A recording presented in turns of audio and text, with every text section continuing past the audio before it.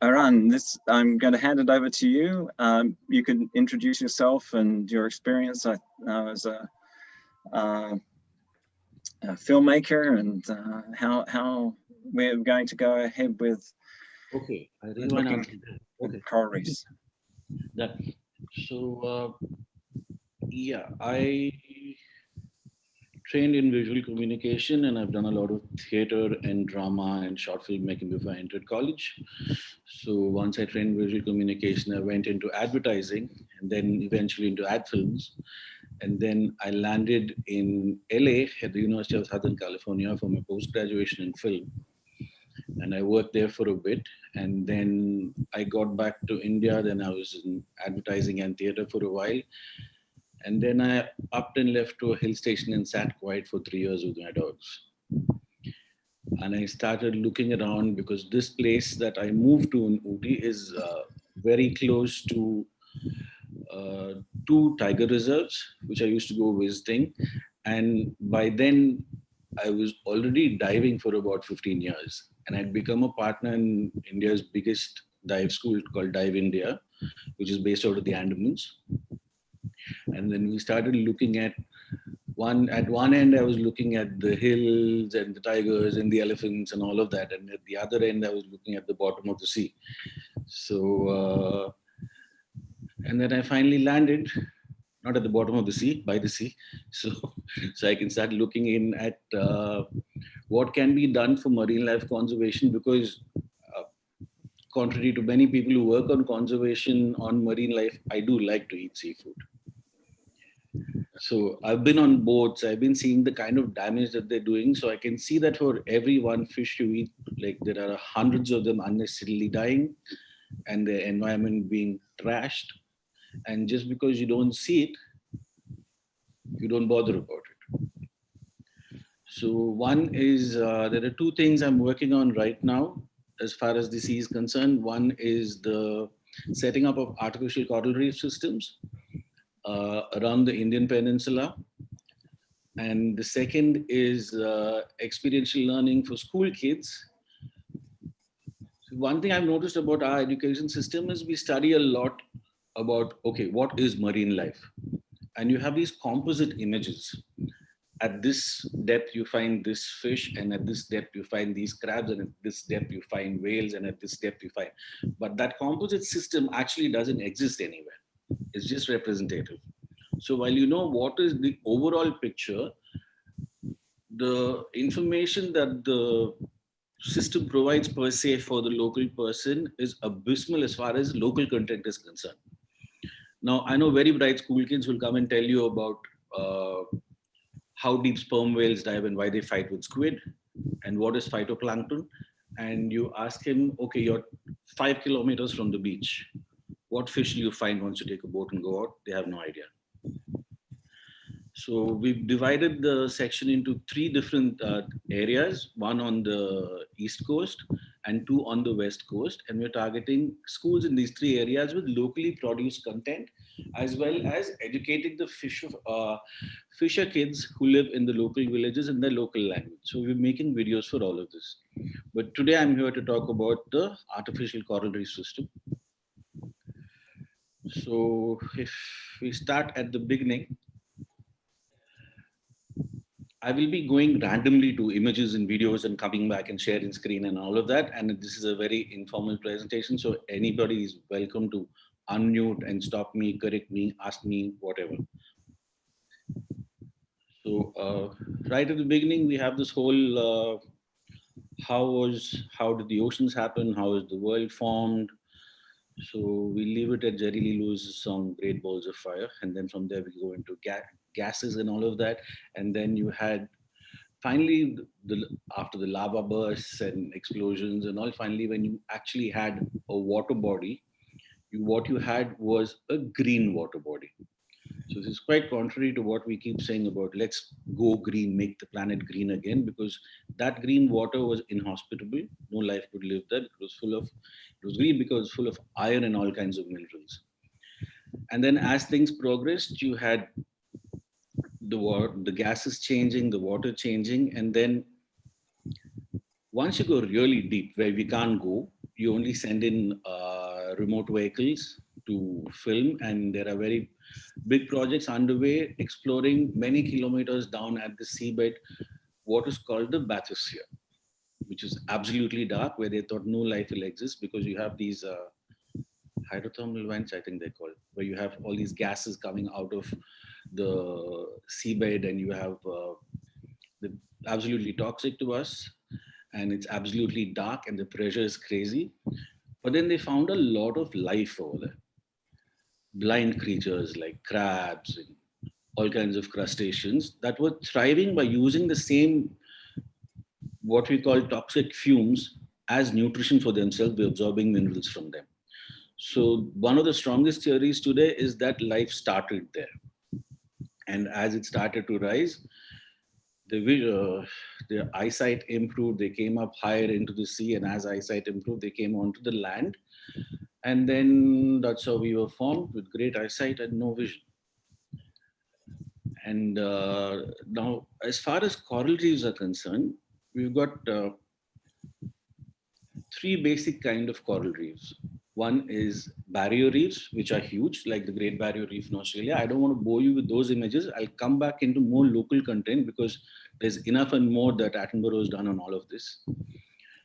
So you have barrier reefs, then you have what is called atolls, which are actually coral islands, like you find in Hawaii and places like that. And around India, what you mainly find is ridge reefs. These are small ridges of rocks and corals that run parallel to the coastline, and these are usually within about 10 nautical miles, and depending on the nature of the seabed, and they're about 28 degrees of water temperature and between 6 to 45 meters of water. This is roughly where. So this is a very, very delicate system because we noticed in the Andamans when we were diving around 2012 or 11, I think, or earlier, there was a sudden 1.5 degree rise in water temperature, in the temperature of seawater, and entire acres of staghorn coral that looks like a stag's horn, that is brown and white at the tips, had entirely bleached. And they had turned totally white, and all the sea life and everything had disappeared from there. It's like a post-apocalyptic scenario where there's no life at all and there's just nothingness. And a year earlier to that, the same thing had happened in Lakshadweep. But one thing to be said about life is, though it is so delicate, it is very resilient. Within 3 years, they were back. They were full of life. So, which gave us hope that, okay, once you've destroyed, you can still restore. So, I don't know how sustainable our environment is right now. I think what it needs is restoration. So, for us to look back at what the conditions were, sea temperatures are up by about 1.5 degrees, and still the corals are resilient. Rising sea levels rising, there's not much we can do about that. And the three kind of coral reef I've explained, let's leave the atolls around because most of them are sinking and it is in their nature to sink and rise. The barrier reefs and the ridge reefs play a few very important roles. One is stopping tidal waves and tsunamis and all that. And they act as literally as a barrier or a ridge that stops them and mitigates the effect on the shoreline and coastal populations. And in the last 10 years, Chennai, where I am sitting right now, has been seeing a lot of tidal activity, excess monsoon, and huge waves. We even had 2 tsunamis happening here, which was unheard of. Nobody knew the word tsunami over here. So we set about collecting information on how to set up barrier reefs, how to set up ridge reefs and all that. Now, there is a great deal of, let's say, research that happens in India, but while 90% of them are great, there is 10% that's slightly off. Off in the sense, I'll just share something with you right now.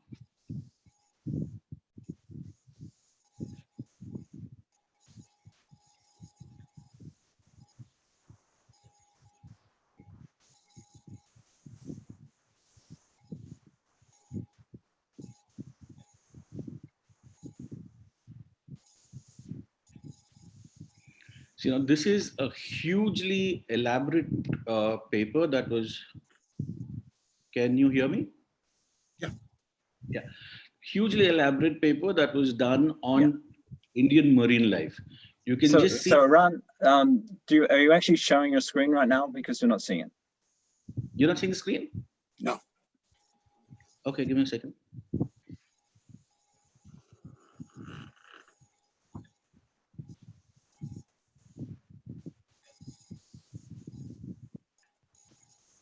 Okay.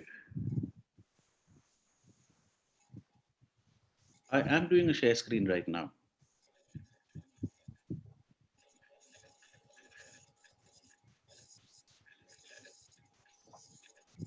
Can you see it now?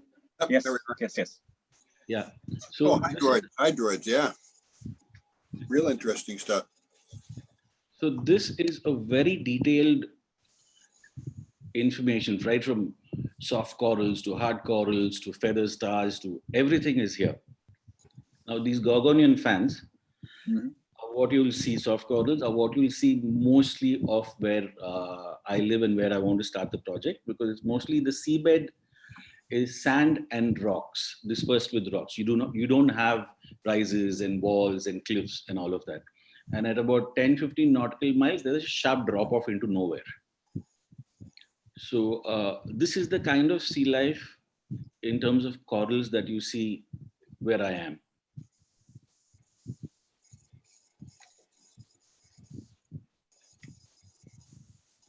Another thing about here is the fact that the visibility is good only parts of the year, but there is an amazing amount of marine life. The kind of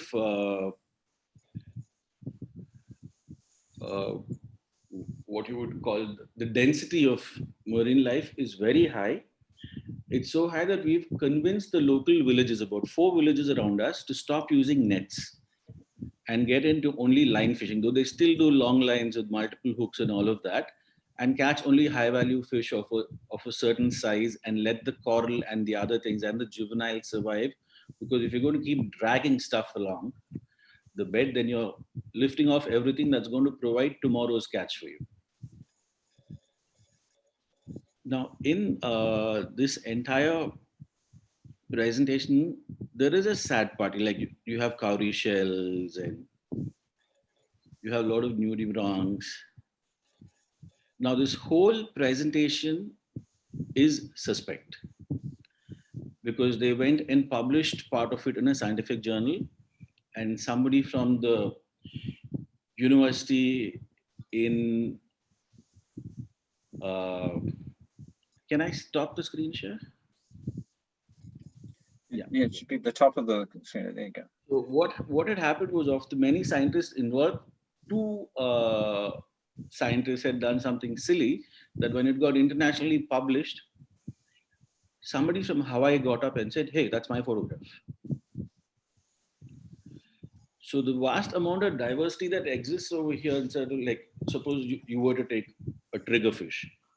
You have triggerfish here, you have them in Hawaii, you have them in Australia, but they're 3 different triggerfish. They look different. And these people had taken pictures of the Hawaiian photographs and published them. So though 98% of this work is superb, the whole work has been defamed and you cannot quote it anywhere. So a lot of data here is stuck in that. So what we're doing right now is sitting and filtering through all this data as well. Now, as far as Chennai is concerned, currently, I'll show you a couple of videos. I'll show some photographs first on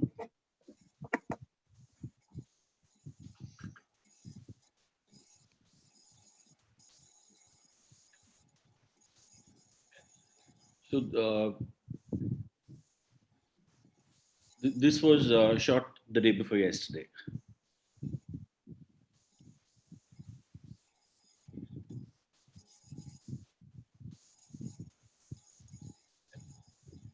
Okay, we're not seeing the screen yet. Yeah, I'm just going to share it.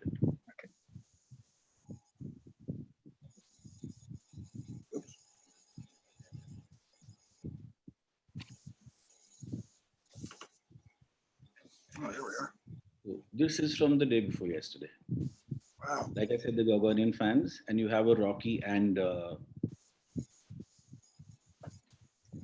you have nudibranchs. You have a lot of crustaceans. And this month is the jellyfish season. Mhm. So, Wow. but these are quite harmless.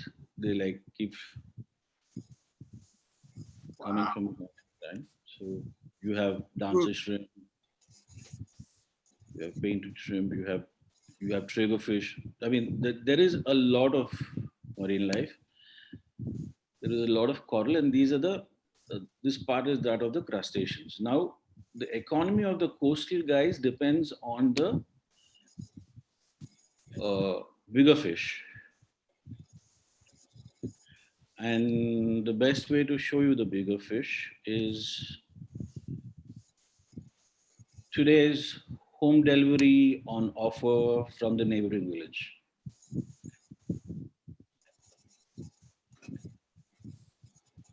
So you have anchovies, you have sea bass, you have Japanese threadfin, you have seerfish, you have pomfret, and these are regular food sources here, and these are what the local fishermen survive on for their livelihood. Groupers, and these are commonly eaten things here.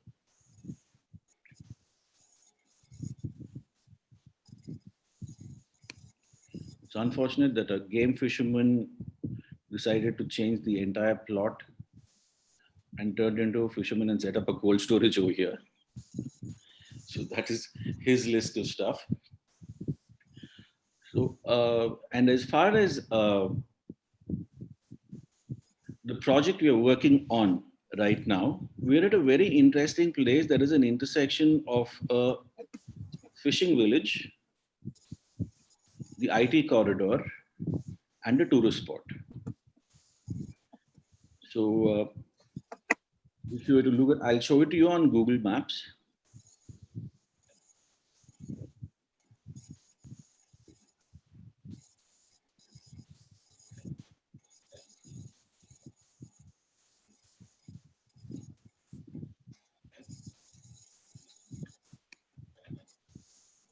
Can you see the map?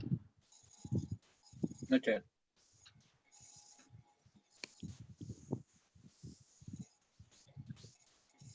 Can you see it now? Yep. Yeah. So this is a man-made canal. What you see over here Wow. is a man-made tidal canal that the British made to transport salt up the peninsula. And it's a tidal canal. It rises and falls.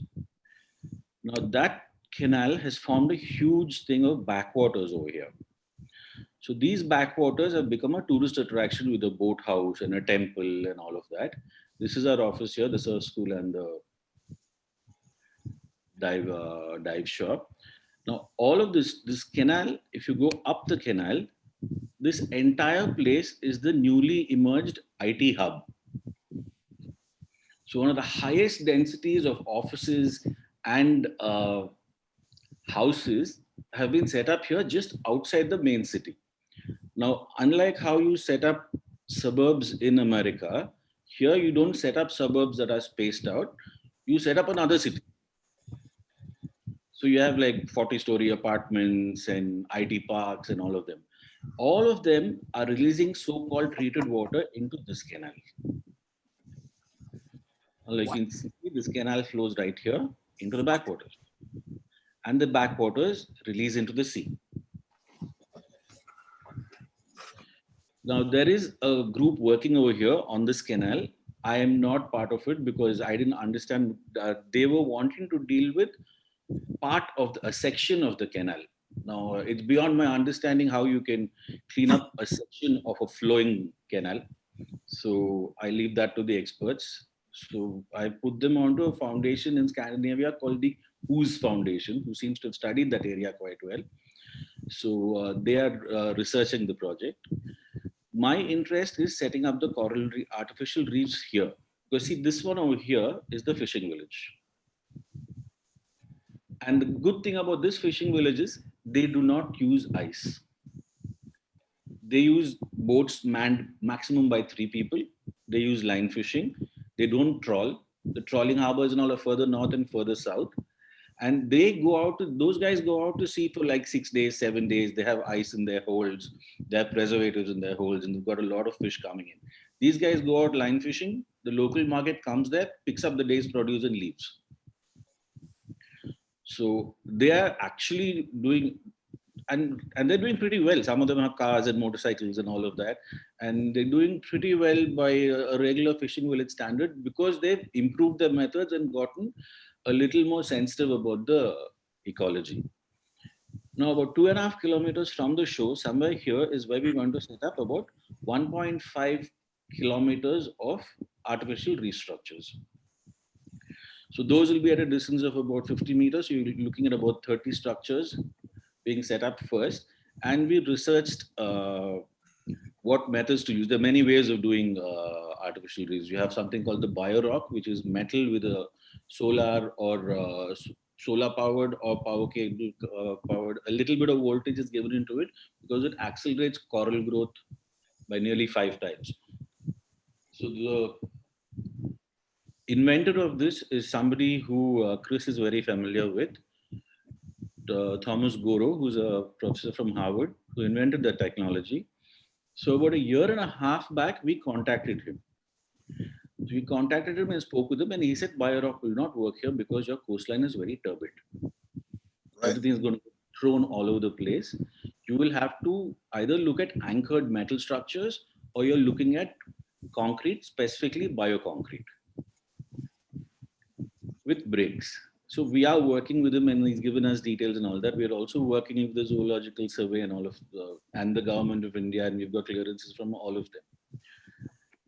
What we intend to do is study the life that is over here in this particular section, see what is resilient and what will actually aid the local ecology, and stick with only that first and make sure there is a stable process in place, and then start going on to the more delicate ones.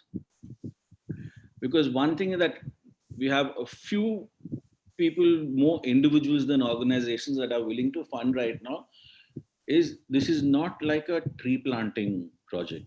I can plant a tree and the guy can go look at it every day. I mean, we can go look at it every day because you've got divers going out. But it's not like, okay, see on, let's say on Monday, the coral was having 3 branches, and on the next Monday, it has 5 branches. It's not going to happen. So we told them, you're not going to be able to see anything for 3 years. Though they will, just to be prepared, we told them you won't see anything for 3 years. And now a couple of people have come forward to assist with the pilot project. And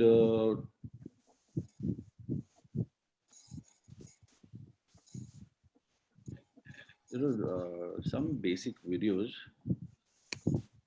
but I think they have the same. So the amount of work, what I've done is I've already, Meenakshi already has the project report on this. I can have that forwarded to you, and there's also another detailed one. So this is the project we have in mind. And then I spoke to Vic of OceanX. Now you've seen that outlet from the canal that comes into the backwaters and enters into the ocean. Now that's a bottleneck where most things are going into the ocean. And he has a new technology which can be used to separate flowing waste kind of thing. So I've sent him all the details and the coordinates and the tidal charts and temperature, and we also have data that we've collected for the last 6 years on through the year what kind of waste emanates from where, when, and the nature of the waste, how much plastic, how much this, that, and all of that. So he said they could use this as one of their pilot projects. So he's still working on it. So that is where we stand. So that's what we are working on. And a couple of people who I've spoken to have come in and said, so how do we take this forward? And we're not able to do much now, unfortunately, when it had picked up momentum because of the whole COVID thing, because this requires people moving things. Fisher villages are typically very congested. But we've got some concrete structures ready, and we expect to be out there by December and putting some structures in and starting to study them. We've got some student and some senior marine biologists also working on it. So that is the end of the beginning. Let's see how it goes. So that's all I have for you today.